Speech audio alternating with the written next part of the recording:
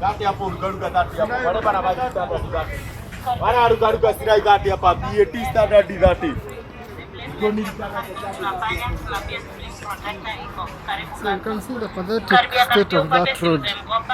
So Governor Sacco, before you start even thinking of purchasing a machine for 1 million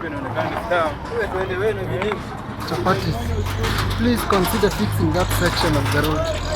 Consider fixing this section. It's a nightmare to both motorists and pedestrians of Muthurwa.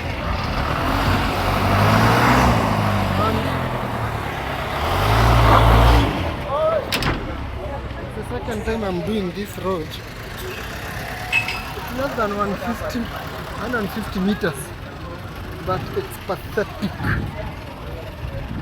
It's pathetic. So kindly, before anything else, fix this section of the road.